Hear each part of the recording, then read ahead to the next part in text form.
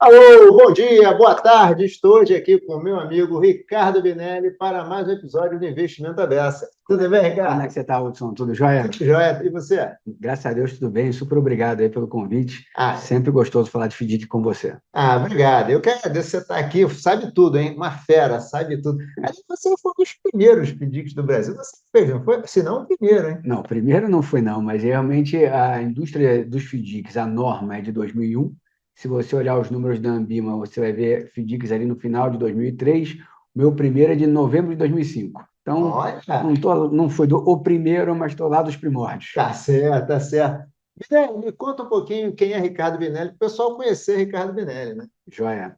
Bom, eu sou um economista, né, que trabalho com investimentos desde 1989, então 34 anos, né, trabalhando com investimentos e trabalhando com FDIC exatamente desde 2005, né? Então, estamos indo para quase 20 anos gerindo, interagindo, investindo nesse universo de FDICs. Sou sócio da Solis, que é Solis Investimentos, que é uma gestora de crédito, mas que resolveu se especializar efetivamente em FDICs. Estamos aí chegando aos nossos 16 bilhões sob gestão, Uau, né? Binelli. E temos o nosso tamanho.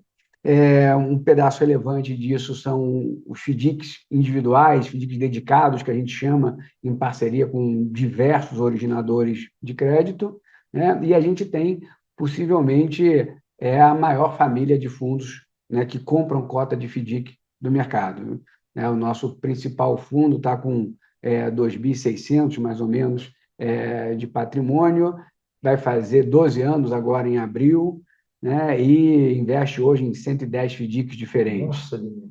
Então, a gente, de fato, tem aí uma carteira bem extensa, bem diversificada e com uma performance muito consolidada, né? Nesse período todo, a gente nunca teve um mês de cota negativa, né? E for olhar em 140 meses, são 3 abaixo do CDI, né? Todos os Nossa. demais com retorno acima do CDI. Então, de fato, um trabalho que a gente tem bastante orgulho e fica muito feliz com o que a gente entrega para o investidor.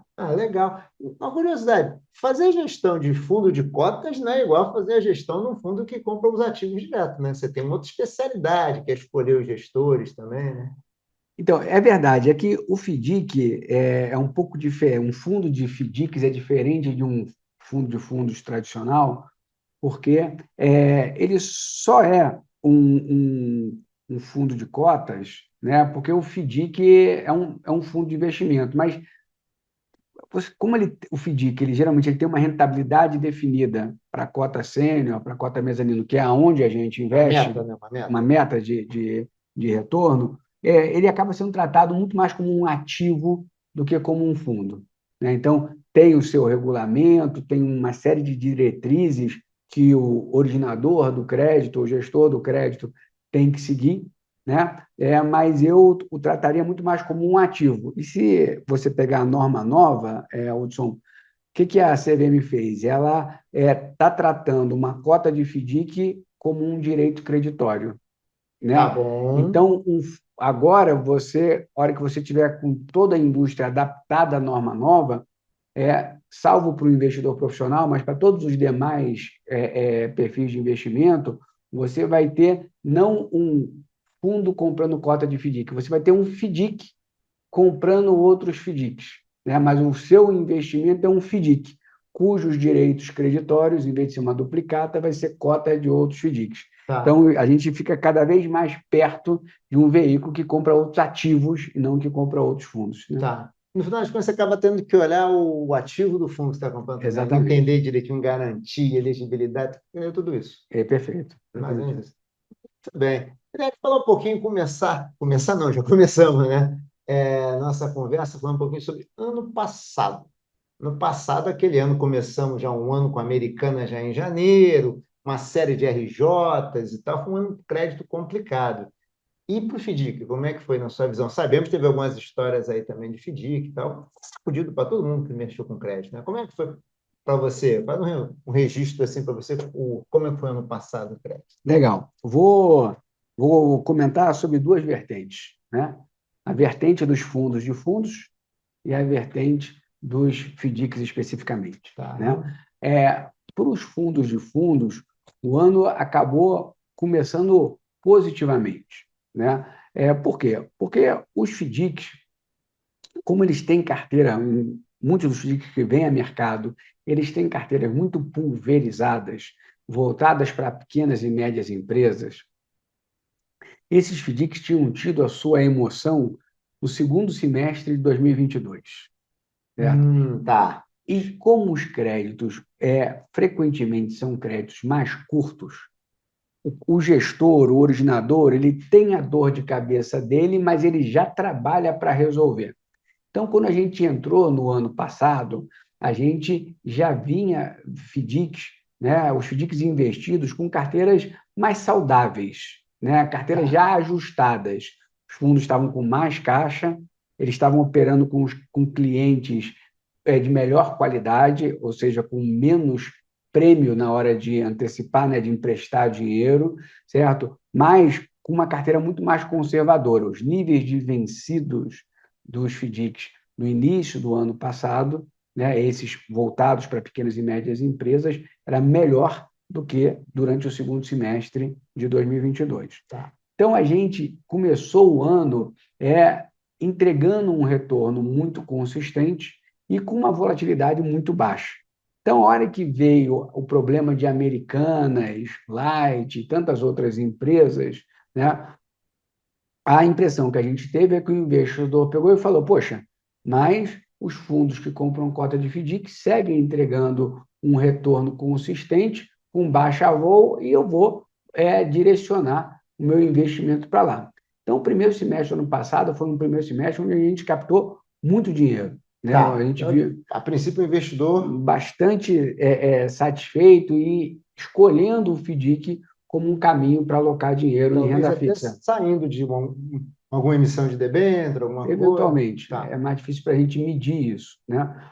É, no segundo semestre, a gente começou a ter um pouco mais de ruído, né? Porque a gente teve alguns fundos que compram cota de FDIC tendo que fechar para resgate. Traumático, né? Isso gera um pouco de barulho, né? Gera uma discussão sobre um instrumento, né? Pô, mas o FDIC ele tem esse risco, o FDIC pode levar aquilo, né? Mas a gente, assim, o impacto para a gente do lado do investidor foi um impacto muito pequeno, né? Quando a gente via um fundo anunciando para fechamento para resgate, naqueles 2, 3 dias, 5 dias após o anúncio, a gente sentia uma mudança na alocação, né? A gente tinha uma captação líquida negativa. Mas rapidamente foi superado em todos os casos, né? E assim, eu acho que vale a pena se refletir que, vamos dizer, os desafios que levaram a fechamento de fundo foi muito mais uma discussão relacionada à liquidez dos veículos, né, não dos FDICs, né, dos fundos que compram cota de FDIC, né, Tá. se eles conseguiam ou não pagar todos os resgates que foram solicitados, né? Se você pegar e observar quantos dos FDICs que estavam dentro desses fundos tiveram de fato um problema de crédito, você vai ver que era muito pequenininho, era Tá. um caso, 2 casos, né?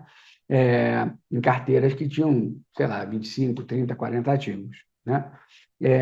E aí a gente teve no final do ano um outro episódio, né? Que foi o episódio de uma empresa chamada Credis, que é uma empresa, uma emissora de cartões de crédito, né? Que tinha recursos captados na forma de debênture, na forma de notas comerciais junto a bancos e também com cotas de FDIC, né? E a Credis, de fato, passou um momento bastante apertado, né? no momento que foi superado pela venda da empresa para uma outra companhia do setor, mas até que esse processo de fato amadurecesse, essa Alguns meses operação, ali. foi uns 3 meses, Tá. essa operação de venda de fato tivesse confirmada, consolidada, você teve as idas e vindas típicas desse negociação de um ativo estressado, vamos colocar assim, né? E você teve, então, alguma preocupação, porque era um FDIC muito disperso entre os investidores, né? Se você fosse olhar a estrutura de proteção do FDIC e o próprio desempenho do FDIC, ele era extremamente robusto, muito forte, vinha desempenhando muito bem, mas a preocupação com a eventual insolvência da companhia, né, que Tá. originava créditos para os FDIC, começou a gerar uma insegurança em relação a se ela parasse de atuar, o que iria acontecer com a Não foi a inadimplência. qualidade do crédito em si, foi o contexto da companhia que estava com problema. Exatamente. Tá. Muito mais do que o FDIC. O FDIC, ao contrário, ele sempre foi muito elogiado pela sua robustez, né? Mas acabou que, vamos dizer, houve um trabalho muito bonito, muito interessante de ver, né? Porque você tinha bancos, debenturistas e investidores das cotas do FDIC, e esse grupo, né, as reuniões tinham 60, 70, 80 pessoas, né, se reunindo e tomando decisões para construir um caminho que acomodasse toda aquela complexidade e gerasse, né, um ativo saudável para os investidores no final dessa trajetória toda, e é isso que a gente acabou conseguindo, Mas né? ficou sacudido também, porque teve alguns casos, algumas casas de FDIC também, né? Teve alguns casos, né? Umas 3, 4 casas, não me lembro muito bem, que acabaram fechando com as resgate também. Está nesse bolo também. Teve, mas é o que eu comentei, né? Você teve nesses casos um descasamento entre ativo e passivo, né? Houve um movimento mais importante de resgate, por qualquer razão que seja, né? Não foi possível para o gestor fazer frente a todos aqueles pedidos de resgate e, por isso, ele fechou o fundo, né? Tudo que a gente vem recebendo de informações está todo mundo recebendo direitinho, como os FDICs eles vieram performando bem, né? E eles têm um fluxo de amortização, o dinheiro vem sendo entregue aos investidores. É lógico, você tem um desgaste de, pô, se eu pedir o resgate hoje, mas não vou receber, certo? Mas é muito melhor, se você pensar, por outro lado, que você vai receber tudo que você tinha para receber, Se você né? não recebe agora, né? Você vai receber, né? Exatamente, né? Então, assim, o que eu percebi, né? Do lado do mundo investidor, um questionamento muito pequeno em relação às entregas dos FDICs. De fato, a gente prestou muita informação, a gente percebeu o investidor preocupado e querendo saber o que estava acontecendo, né? Assim como o entorno dos FDICs, né? Então, administradores, plataformas, né, distribuidores, todo mundo querendo entender, né, aquele momento que a gente estava vivendo e o quanto que os processos, né, que os gestores vinham adotando para acompanhar a performance das carteiras de cada um dos FDICs individualmente, né? O FDIC ele é um instrumento onde você tem vários prestadores de serviço e cada um desse prestador de serviço tem uma entrega muito relevante, né? Então, você vai ter o cara que está originando o crédito, né? Depois você vai ter, que usualmente é o cara que vai cobrar também inadimplência. Então, você tem que saber se ele tem processo para originar adequadamente e se, porventura, algum desses créditos inadimplir, qual é a eficácia dele na cobrança daquele crédito. Você tem o administrador do FDIC, que tem que prezar para que todas as regras que estão ali sejam cumpridas, mas mais do que isso, ele é o responsável por aplicar as regras de provisionamento, né? Ou seja, quem vai dar para o investidor a percepção se aquela carteira está indo bem ou não são as regras de provisionamento, né? Certo. Um provisionamento bem feito vai te mostrar, ó, esse cara está atrasando e a chance é que ele não vai continuar te pagando, certo? Se você não provisiona adequadamente, né, tempestivamente, você pode ter a percepção que a carteira está saudável e, na verdade, ela tem um nível de vencido já com capacidade de comprometer o desempenho do fundo, né? Você tem os custodiantes também, muito importante para fazer com que as liquidações ocorram em dia, ocorram de forma apropriada, né? Então, o que eu vejo assim de mais importante para o mundo dos FDICs no ano passado foi a quantidade de reflexões que se criou e refinamentos de É isso que eu ia processos. falar, né? Esses momentos de estresse, você acaba tendo uma oportunidade de melhorar muita coisa, né? Assim, é perfeito. Hoje estava dirigindo e ouvindo na rádio alguém dizendo isso, né? Às vezes você trata o erro como uma coisa ruim. E ela estava dizendo, o erro só é ruim se ele não virou uma oportunidade de aprendizado, você vai repetir ele ali na frente. A partir do momento que você tem, né, eu acho que no nosso caso aqui, nem obrigatoriamente erros, mas, de fato, muitos pontos você observar, parar para pensar sobre se existe uma ou outra situação que eventualmente pode te surpreender, né? Então, acho que, assim, como diz o meu sócio, Delano Macedo, ano passado foi um ano em que a semana tinha 8 dias, né? A gente se a Solis, ela tradicionalmente, ela é reconhecida pela sua capacidade de monitoramento, né? A disciplina com que a gente olha os números dos FDICs que a gente investe, né? Qualquer desvirtuamento do planejado, a gente já vai interagir, né, com todas essas partes. E assim, ano passado a gente se viu chegando para o cara que está originando o crédito e dizer, ó, não queremos que trabalhe com esses segmentos da economia, que aonde você está dando crédito aqui não está performando bem, né? Então, ou seja, nós como investidores pressionando um originador para que deixe a carteira dele mais conservadora num determinado momento específico. Ou aquele determinado administrador ali, ele provisiona o atraso com uma elasticidade muito grande. Vou dar um exemplo. Diversos veículos de agro, né, eles começam a provisionar depois de 90 dias de vencido. Então, um Nossa, título está vencido, né? Por quê? Porque tem a visão de que, por uma questão climática, o cara pode atrasar a safra dele, e a atrasar a safra ele atrasa a venda, né? Mas se você pegar historicamente, a inadimplência a partir de 90 dias ela é muito baixa, realmente se resolve antes disso.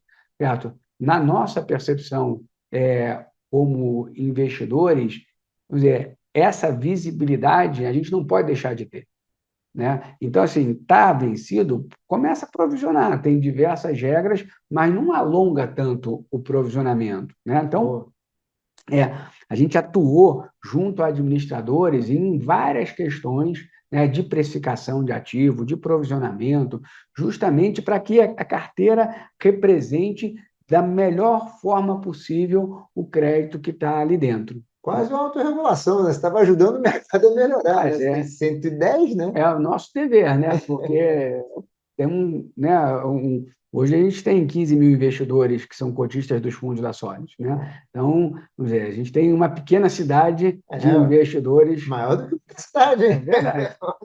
Então, e assim, a gente percebeu que era importante a gente transmitir, né, para o nosso entorno, os stakeholders, como, né, se diz, a qualidade e a seriedade dos nossos processos, né? Então, administradores que fazem negócio conosco, distribuidores que fazem negócio conosco, né, que, poxa, conhecem o nosso background, conhecem o nosso track record, mas naquele momento em particular, onde dúvidas surgiram, né, que a gente conseguisse mostrar como é que a Solis lida com situações que eventualmente afligiram outros, né? Não, tá de parabéns, né? É um trabalho bonito. Acho que a gente, vamos dizer, terminou o ano de novo, né? Não tenho dúvida, Hudson, você começou comentando, eu trabalho desde 89, né? Então estou aí há 34 anos no mercado. Foi o ano mais difícil para o investimento em crédito que eu presenciei, né? Todo mundo fala muito de 2016, pelas RJs, pelas recuperações judiciais, né? Que tinha sido o ápice até aqui, mas foi um período bem difícil, Não, né?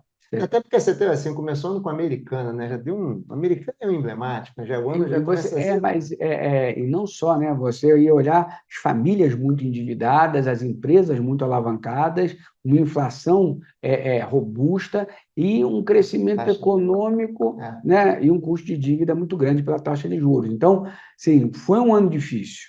Foi é. assim, a hora que eu conversei muito sobre isso porque os fundos foram bem. Nossos fundos foram bem, todos entregaram prêmio em relação ao CDI, né?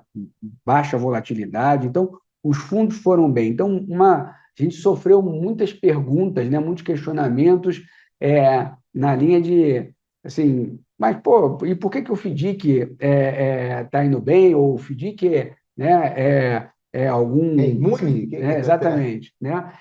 E não, a gente, o tempo todo tendo cuidado de pontuar que, de fato, o FDIC traz muita estrutura, né? O ferramental de proteção do FDIC ele é diferente.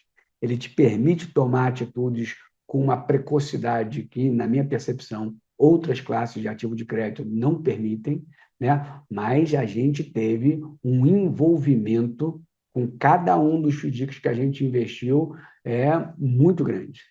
A semana tinha 8 dias úteis. Úteis, úteis. É isso aí. Linelli, falar um pouquinho agora de futuro. 175 entrando aí, né? Já começou e tal.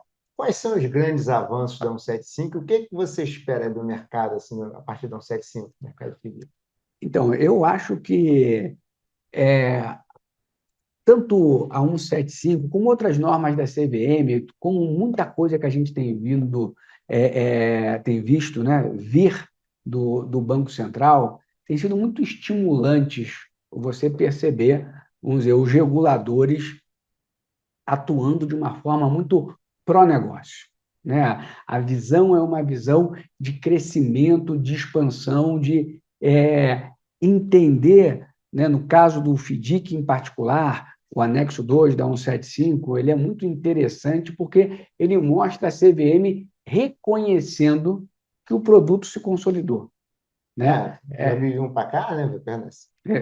E acho que a principal maneira, né, a forma mais eloquente de você ver isso é a hora que a CVM diz que o FDIC vai poder ser investido pelo público de varejo, né? Então, ela foi cuidadosa, né, em 20 anos, né, mais de 20 anos, para deixar os FDICs, né, vamos dizer, evoluírem restritos ao investidor qualificado e ao investidor profissional. E ela chega agora e fala: o produto está pronto para ser investido pelo varejo. É Né? um caso talvez único, né? Assim, ó, se prova primeiro, depois eu deixo você. É verdade, bem colocado. Né? Então, vamos dizer, em conceito geral, eu acho que a 175 ela retrata muito isso, um sistema regulatório brasileiro, né, caminhando para promover um desenvolvimento do mercado e, consequentemente, do país.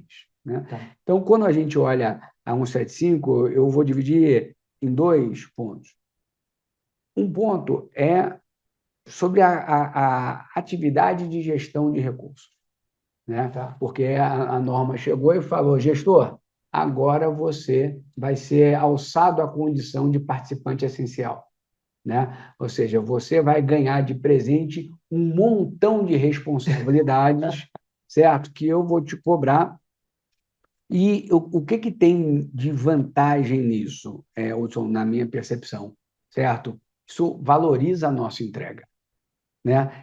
O gestor de FDIC ele tem uma percepção, muitas vezes, diferente de um gestor de ações ou de multimercado. Eu me lembro que já vi gente falar que a gente despedir que não precisa nem de gestor. O Pois é, administrador foi lá, consultor, falou, acabou, não precisa nem de gestor. pois é. Vamos alinhar isso com o regulador, porque não é assim que ele enxerga. Né? Então, e assim, a hora que você pega o ano passado, por exemplo, né? Onde você teve vários gestores competentes, gente parceira, séria, onde eu tenho a certeza que a Solis contribuiu, né? Onde a Solis, ao propor esse ajuste, aquele controle, Sem dúvida. essa medida, né? Então, a hora que você pega e traz para o gestor uma série de novas responsabilidades, né? Mas coloca ele como uma figura central do processo né, de vida de um fundo de investimento, eu acho que isso nos permite não apenas se apresentar, você diferenciar, né, gestor passivo de gestor ativo, né? Porque assim, nós Pode explicar, se quiser, porque nem é claro para todo mundo, né? assim, a gente viu um fundo uma ocasião em que, se você olhasse o regulamento do fundo, ele seria uma securitização na acepção da palavra, né? O que significa uma securitização? Uma empresa está cedendo os seus créditos para um fundo de uma tal maneira que eu, investidor, eu não estou correndo mais o risco dessa empresa cedente. Eu estou correndo o risco de uma pulverização de clientes dela. Tá. Né? Os sacados, os tomadores de crédito no final. É isso aí. Tá. Então, se você olhasse aquele fundo, era assim: só mercadoria entregue, todos os recebíveis registrados, né? A hora que você registra um recebível, você diz: esse recebível é meu, então você não consegue vender aquele recebível em duplicidade, ninguém poderia comprar ele além de mim. E você tinha um seguro de crédito, ou seja, uma seguradora olhou aquela carteira e falou: o que ficar inadimplente, eu pago para você. Pô, tô perfeito, desde que o gestor daquele fundo verificasse que a mercadoria foi entregue, algo que não foi verificado, né? Que o registro dos recebíveis tivessem sido feitos tempestivamente. Não adianta você apenas registrar um recebível. Quando você registra um recebível, a registradora, usualmente, ela te entrega uma série de outputs vinculados àquele registro. A mercadoria foi entregue mesmo, está em trânsito, a mercadoria tem alguma devolução implícita naquela nota, tem diversos avisos para você olhar aquilo ali e falar: putz, isso aqui está direitinho, opa, isso aqui pode ser que o cara não pague porque ele pediu 1.000 litros de sorvete de chocolate e vieram 100 de creme e 900 de chocolate. Ele vai trocar um pedaço daquela nota. Então, tem várias situações que a registradora te dá essas informações a hora que ela efetua o registro. Então, não adianta nada eu dizer: opa, foi registrado. Não, foi registrado e eu vou observar as informações que tem ali para tomar decisões de proteção, né? E a hora que eu não tinha mercadoria entregue, eu tive título vendido em duplicidade, o que a seguradora falou? Eu não vou pagar, eu só vou pagar inadimplência, né? Problemas de formalização, créditos cedidos inadequadamente, isso não faz sentido para mim pagar, né? Então, essa é a diferença de um gestor passivo, onde eu vou acreditar que o que está escrito no regulamento vai ser cumprido, né? E um gestor ativo, que vai estar pegando o telefone e fazendo uma amostra daqueles clientes daquela empresa: o senhor recebeu a mercadoria? Está tudo direitinho? O senhor recebeu um boleto aí em nome do fundo? O senhor vai pagar o fundo? Peraí, deixa eu olhar aqui o documento da registradora. Deixa eu entender se está tudo direitinho. Deixa eu ver se todos os créditos estão alinhados com a apólice de seguro, né? Então, o que você falou é preciso, e eu acho que cada vez mais vai se estabelecer, que vai ser o valor para um gestor ativo, principalmente em caso de carteiras revolventes. Você fala assim: ó, tem uma carteira estática que um banco originou de crédito consignado.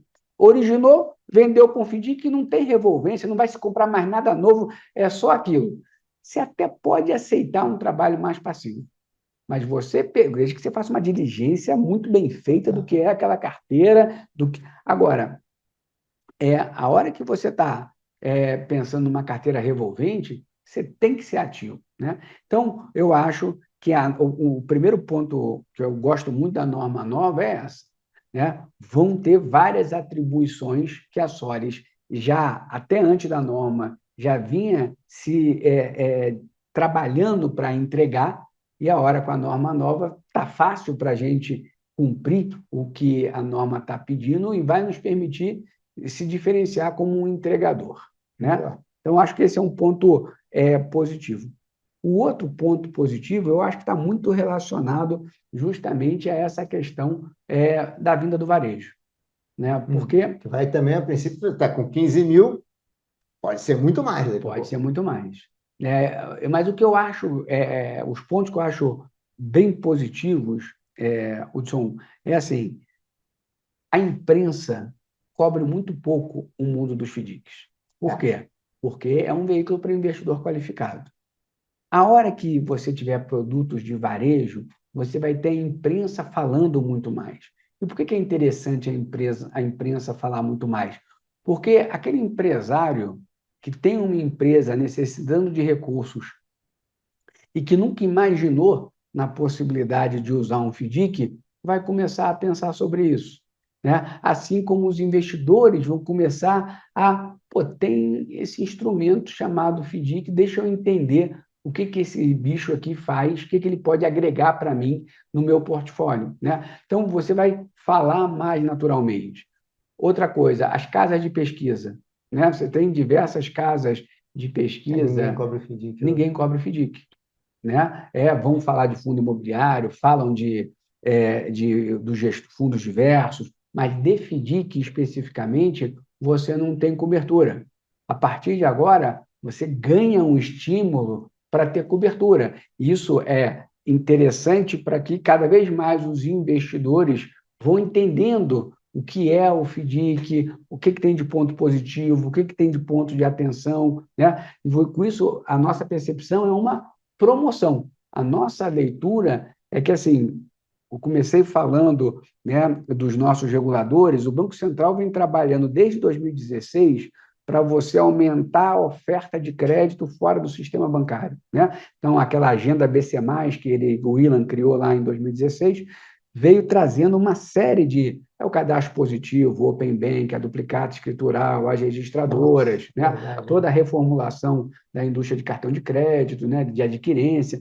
Tudo isso vem fazendo com que a oferta de crédito aumente e o FDIC ele vem sendo usado, ele vem ocupando um papel de protagonista no veículo que mais se casa a essa agenda, né, de aumento da oferta de crédito. A CVM vai trabalhar na demanda, né? Ou seja, a hora que você está trazendo o público em geral para cá, você tinha uma oferta de FDICs crescente, agora você passa a ter uma demanda de FDICs também crescente, né? Então, assim, a gente está bastante animado, né? A gente acha que assim, vai se falar muito mais de FDIC, vai se reconhecer muito mais as entregas, né? E a própria capacidade de crítica, de apontamentos, de melhorias também vai ser reforçada. Então, a gente está animado. Ah, legal. Mirelle, e agora me conta uma coisa. Pensando no ano, esse ano a gente começou, teve algumas mudanças regulatórias, né? Teve uma até, a gente estava falando antes aqui, que foi a tributação, tinha a questão do lastro do CRIs e dos CRAs, né? As LCs e LCAs, que estava meio, na leitura do Conselho Monetário Nacional, estava muito aberto, né? O do lastro. A gente teve uma mudança no final do ano passado, tributária também, que trouxe algum benefício para o FDIC, que eu queria que você comentasse também e tal. E aí, como é que... E a taxa de juros está caindo. Pegar Legal. essas três informações, eu queria que você falasse um pouquinho de como é que você está vendo as projeções aqui, não é fazer bola de cristal, não, tá? Como é que você está vendo o ano aí? Joia.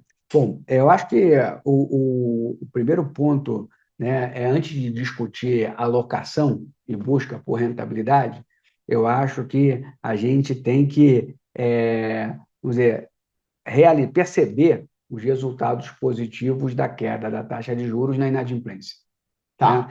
Então, vamos dizer, muito possivelmente o nosso dia, nossa semana, né, em 2024 vai poder ser de 7 dias, né? Porque você tende a ter uma redução, né, nos níveis de inadimplência, um crédito um pouco mais comportado, Você né? estava, acho que muito do que você comentou no início da conversa é também aquele negócio crédito, taxa de juros muito pressionada, né? Que acaba tendo impressionando também os custos de capital das empresas e tal, né? Exatamente. né? Agora. Então, você tende a ter um impacto positivo, né, em inadimplência. Olhando assim, muito sobre a ótica de alocação, alternativas de investimento, né, a gente, assim, se você for pegar os últimos 2, 3 anos, você vai ver que os FDICs eles têm ganho espaço na indústria de fundos como um todo, né? Sim, Então, eu percebi. eles crescem mais do que a indústria cresce. Ano passado foi até um ano de saque líquido, né? Na indústria, você teve mais resgate do que aplicações, e os FDICs foram uma das poucas classes que teve mais aplicação do que resgate. Eu acho que isso tem muito a ver com essas forças de oferta e demanda que eu comentei aqui e que eu acho que vão continuar acontecendo esse ano. Então, o que a gente vê? As perguntas que a gente recebe, poxa, mas a taxa de juros caindo, o esperado não é o investidor ter mais apetite para risco e ele ir buscar mais alternativas nas ações, nos multimercados, nos fundos imobiliários, né, em quem tem risco de mercado? E a gente acha que sim. Assim, não tem dúvida que você vai ter mais apetite para risco nesse ano do que teve no ano passado. Porém, as pessoas vão continuar mantendo as suas aplicações de renda fixa, porque 12, 11, 9% ainda é um retorno de renda fixa, Se a né? inflação chegar em 3,9 é 6% de juro real, né? Né? Exatamente, é considerável, Considera. né? E os FDICs, eles entregam um prêmio em relação à taxa básica, né? É verdade. Eles sempre remuneram melhor. Você vai comprar FDICs hoje, sei lá, nos menores, nos riscos mais óbvios, há um CDI mais 3, né? E você vai comprar num risco, na nossa maneira de ver, equilibrado, ali na casa de CDI mais 4, 4,5, né? Então, você tem um ativo que é capaz de entregar um prêmio de retorno. Então, a nossa percepção é que vai haver uma migração de dinheiro para o risco de mercado, mas a nossa percepção é que os FDICs não vão ser, pelo menos, os primeiros a serem resgatados. A impressão que a gente tem é que o investidor vai levar para o risco de mercado aquelas aplicações com menos prêmio, né? O FDIC entregando prêmio, entregando uma volatilidade baixa, ele tende a reter, né, uma classe, um número maior de investidores. E aí, vamos dizer, alguns aspectos tributários tendem a favorecer esse movimento, né? Então, a reforma tributária, ela naquele movimento da tributação dos fundos De exclusivos, dos fundos offshore, né? fechados, exatamente. Ela pegou e tirou o come-cotas dos FDICs abertos, né? Então, o investidor que ano passado ele era tributado, né, ou ainda é tributado em veículos que compram cota de FDIC, a hora que esses veículos se adequarem às normas, às novas normas, né, tem alguns ajustes que os fundos têm que fazer, eles vão passar a ter isenção do come cotas. Então, a nossa percepção é que isso vai ou reter, né, investidores, ou vai eventualmente atrair investidores que, na linha do que você comentou, estão perdendo, né, uma amplitude de ativos que vinham contando de isenção, com isenção, né? Ou seja, o que se espera depois das decisões do Comitê, do Conselho Monetário Nacional é que você tenha um volume menor de emissões, né, de LCAs, LCI, dos CRAs, você restringe um pouco essa emissão. E esse dinheiro, né, que as emissões antigas devolverem, ele vai para onde? Né? O FDIC agora ele é um instrumento, né, que, além de dar um retorno consistente, melhor do que a renda fixa tradicional, ele vai fazer isso com isenção do Come Cotas. Ou seja, ainda vai Né? render alguma coisinha a mais. Vai, se você colocar num tempo longo, essa É, coisinha ela é até considerável, né, Hudson? rodando a 120 CDI, a coisinha é considerável mesmo, né? A Né? coisinha é bem considerável. Então, assim, a gente está percebendo assim, o ano começou para a gente com um viés positivo, né? No sentido de que especificamente falando da Solis, né? Eu acho que a gente conseguiu evidenciar para quem está ao nosso entorno, né, a robustez dos nossos processos, o quanto a gente busca ser efetivo e vem conseguindo ser efetivo em fazer com que os controles dos FDICs prevaleçam, né? É, a gente está entusiasmado com a questão do público em geral, a gente está desenhando ainda para o primeiro semestre um veículo para o público em geral, né? E a gente vê esse cenário macro favorável para um crédito de melhor qualidade, ou seja, preocupações com inadimplência ganhando menos páginas de jornais do que ganharam no ano passado, é a nossa semana voltando a ter 7 dias. É isso mesmo, né? Um ambiente assim mais calmo, essa semana pode ter, sendo que só 5 são úteis, né? É verdade. Tá. Guilherme, sim, só para a gente finalizar aqui, você tem essa percepção que eu tenho também, que o investidor brasileiro, às vezes, parece que ele pulou a classe de crédito privado, assim, quando a Bolsa estava bombando e a taxa de juros estava baixa, parece que todo mundo foi para a Bolsa. Às vezes você não tem essa impressão, parece que as pessoas não veem que o crédito privado é uma classe de ativo assim, que tem um rendimento, não é aquele rendimento talvez igual ao de uma bolsa, mas que dá um bom prêmio de risco em relação ao Selic. Então, Hudson, eu vou falar, vou me permitir falar do meu mundo, que é o mundo dos FDICs, Tá. né? Eu, sim, tenho bastante segurança, bastante tranquilidade em colocar que a relação risco-retorno que o FDIC entrega, ele é bastante diferenciado, né? Por quê? Se você tem um ativo que paga prêmio em relação à renda fixa tradicional e tem uma volatilidade muito baixa, isso faz com que o quê? Se você não cai, você não tem que fazer esforço para recuperar, né? Ou seja, você acaba usufruindo integralmente dos juros capitalizados. E a hora que você fala de juros altos, como você tem aqui no Brasil, isso entrega um É. retorno muito consistente no tempo, né?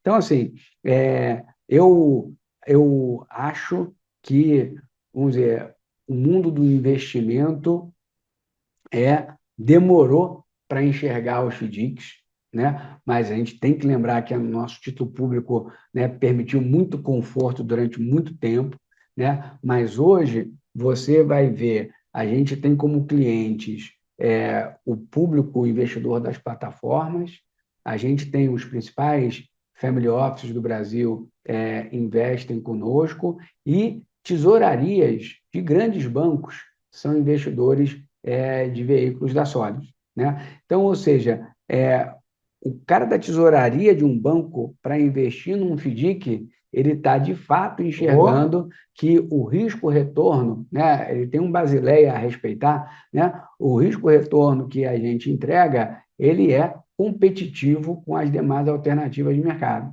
Né? Há 5 anos atrás, muito possivelmente, seria vedado a tesouraria de banco investir numa cota de FDIC. Hoje, ela é ativa, nos procura, nos provoca, né, para investir em FDICs geridos pela Solis. Então, a nossa percepção é que, se houve um descompasso, esse descompasso vem sendo corrigido. E a norma nova tem tudo para acelerar, né, a superação desse descompasso. tá ótimo. Infelizmente, a gente tem hora, né? É, Então, ficava aqui mais um tempão conversando. Vinelli, super obrigado. A conversa foi muito legal. Hudson, conta comigo, um prazer, muito legal, viu? Aliás, eu não falei, o Vinelli é professor da escola, né? Isso é importantíssimo. Vinelli, mais uma vez, muito obrigado. Foi ótima conversa, adorei. Super obrigado. Pessoal, grande abraço a todos, hein? Mais uma conversa, Ricardo Vinelli hoje, e Investimento Aberto. Tchau!